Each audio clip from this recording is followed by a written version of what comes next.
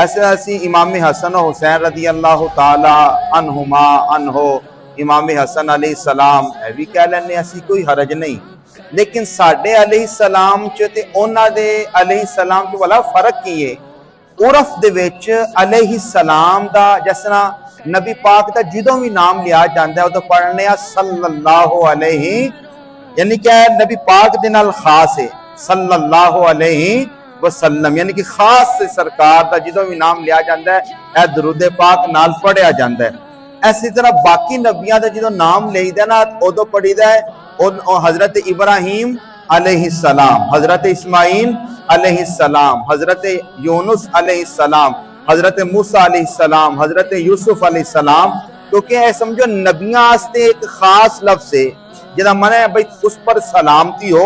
अगरचे इहदा आम माना असी आम भी लै सकते हैं कि भाई तेरे ते सलामती होए, मगर खास टर्म बन गई है नबियां वास्ते। असी अगर किसी होर वास्ते कहने हैं ना, साडे ज़हन च ज्यादा बराबर ए नीयत नहीं हुंदी कि असी उन्हों नबी समझ के कह रहे हैं, असी वैसे कह रहे हैं कहने कि अल्लाह दी ओदे ते की होए सलामती होए, असी उन्हों नबी नहीं मानते।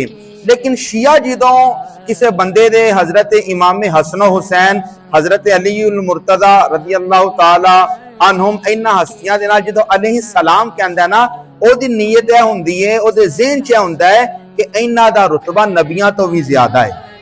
इस वजह तो फिर साडे बाज़ उलमा ने क्या कि यार इन्हां पाक हस्तियां दे नाल रदी अल्लाह ताला अनहो ही बोलिया करो। अलैहि सलाम बोलण नाल हो सकदा है सुनन वाले नूं शक पैदा हो जाए कि यार शायद असी इन्हां नूं की करने आ नबी मानने आ।